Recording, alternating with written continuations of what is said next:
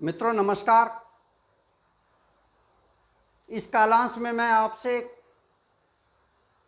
स्त्री प्रत्यय प्रकरण से संबंधित ङीस प्रत्यय की चर्चा करना चाहूँगा। ङीस प्रत्यय से संबंधित एक विधि सूत्र है।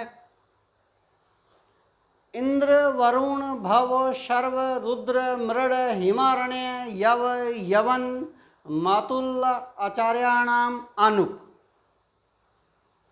पुनः सुनिए, विधि सूत्र है इंद्र वरुण भव शर्व रुद्र मृड हिमारण्य यव यवन मातुला आचार्याणाम आनुक। ये विधि सूत्र क्या कहना चाहता है कि इंद्र वरुण भव शर्व रुद्र मृड हिम अरण्य यव यवन मातुल और आचार्य, इन 12 प्रतिपदिकों से स्त्रीत्व की विवक्षा में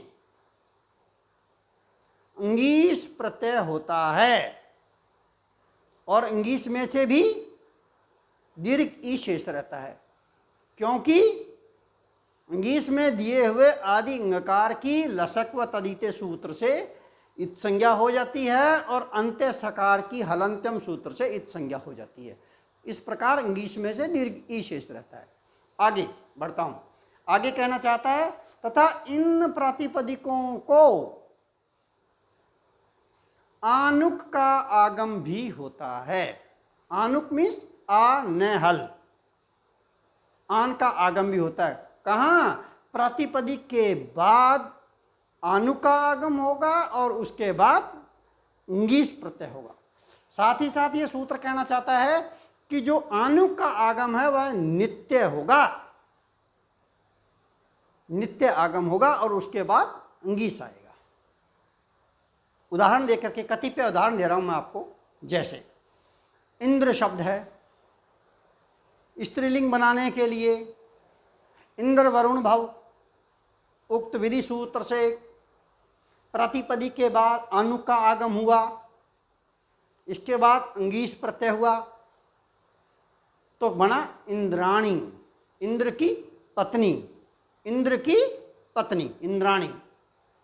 जैसे वरुण है, इस वरुण में प्रातिपदिक के बाद आनुक का आगम, इसके बाद ङीस प्रत्यय तो बना वरुणानी, अर्थात वरुण की पत्नी।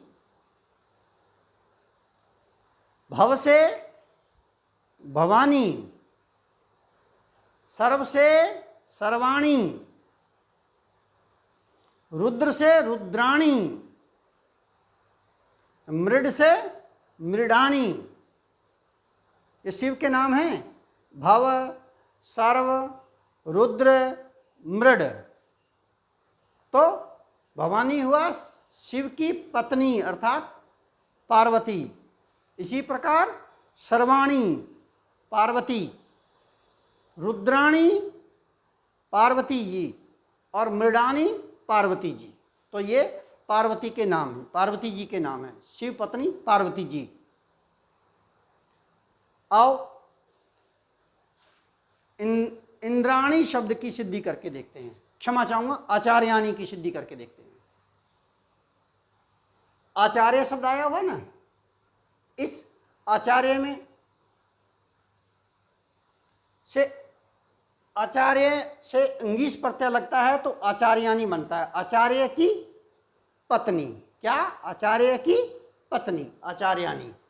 देखिएगा, सर्वप्रथम इंद्र वरुण भव, इस विधि सूत्र द्वारा आचार्य प्रातिपदिक से स्त्रीत्व की विवक्षा में, स्त्रीलिंग में स्त्रीत्व की विवक्षा में स्त्रीलिंग में ङीस प्रत्यय हुआ।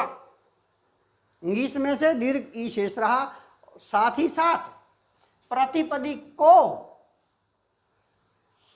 आनुक का आगम भी हो गया, आ न हल का आगम हो गया प्रातिपदिक के बाद। आनुक का आगम और उसके बाद ङीस प्रत्यय। आनु का आगम ध्यान रहे नित्य होता है, इस बात का ध्यान रहे आपको। तो आचार्य आन धन ई,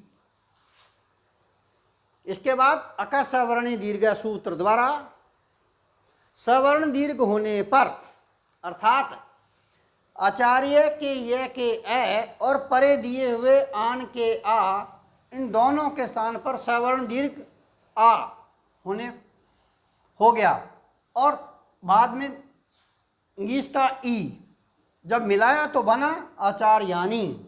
क्या बना? आचार्यानी। अब देखिएगा, इसके बाद अटकुपवांगनुम वयवाये अपि, सूत्र है अटकुपवांगनुम वयवाये अपि। इस सूत्र द्वारा आचार्यानी के नकार को णकार हुआ। क्या हुआ? न हल को अण हल हुआ। परंतु एक वार्तिक है, क्या? आचार्यादनत्वम, वार्तिक है आचार्यादनत्वम। क्या कहना चाहता है वार्तिक? ये कि आचार्य प्रतिपदिक से परे, कृपया ध्यान से सुने आप, आचार्य प्रतिपदिक से परे आनुक के, जो आनुक का आगम हुआ है उसमें जो नकार दिया हुआ है उस नकार को णकार नहीं होता। कौन वार्तिक से? आचार्यादनत्वम। तो इस वार्तिक द्वारा उसका निषेध हो गया। निषेध होने पर वैसी की वैसी स्थिति आ गई आचार्यानी। इसके बाद ज्ञाप प्रतिपदिका सूत्र द्वारा आचार्याणी की प्रातिपदिक संज्ञा। सो वो जो सूत्र से प्रथम विभक्ति के क्वेश्चन में सु और हलंग्या बव्यो सूत्र द्वारा सहल का लोप होने पर आचार्याणी प्रयोग सिद्ध होता है। ये तो है आचार्य की पत्नी, और जो स्वयं व्याख्यात्री पंडिता हो, जो स्वयं ही हो व्याख्यात्री पंडिता, उस व्याख्यात्री पंडिता के लिए आचार्यानी शब्द का इस्तेमाल नहीं होता है, उसके लिए आचार्या, क्योंकि वह स्वयं ही है, वह है आचार्या। आओ देखते हैं, आचार्य शब्द की सिद्धि भी करके देखते हैं। सर्वप्रथम अजात्यतस्ताप सूत्र है, अजात्यतस्ताप। इस सूत्र द्वारा आचार्य प्रतिपदिक से स्त्रीलिंग की विवक्षा में ताप प्रत्यय हुआ। कौन सा प्रत्यय हुआ? ताप। ताप में से भी आदि टकार की चुटु सूत्र से, अंत्य पकार की हलंत्यम सूत्र से इत संज्ञा होने पर मात्र टाप में से आशेष रहता है। तो स्थिति बनी आचार्य धन आ। क्या रूप बना? आचार्य धन आ। इसके बाद अक सवर्णी दीर्घ सूत्र द्वारा सवर्ण दीर्घ होने पर, अर्थात आचार्य के ये के ए और परे दिए हुए आ, इन दोनों के स्थान पर सवर्ण दीर्घ आ होने पर आचार्या बनता है। अब आचार्य शब्द बन गया। इसके बाद ज्ञाप प्रतिपदिका सूत्र द्वारा आचार्य की प्रातिपदिक संज्ञा करनी पड़ेगी, तो इससे प्रातिपदिक संज्ञा होगी। सो वो जो सूत्र से प्रथम विभक्ति के वचन में सु और हलंग्या बव्य सूत्र से सु का सहल का लोप होने पर आचार्य प्रयोग मित्रों सिद्ध होता है। देखिएगा, परीक्षा की दृष्टि से आपसे आचार्यानी शब्द की सिद्धि पूछी जाती है, आचार्य शब्द की सिद्धि भी आपसे पूछी जाती है। परीक्षा की दृष्टि से यह वार्तिक भी पूछा जाता है आपसे कि आचार्यादनत्वम, ये देकर के इसकी सोदाहरण व्याख्या करो, और इंद्र वरुण भव ये सूत्र देकर के उस सूत्र की भी सोदाहरण व्याख्या आपसे प्राय से पूछी जाती है। इसलिए आप इन्हें अवश्य देख लीजिएगा, परीक्षा की दृष्टि से ये महत्वपूर्ण हैं।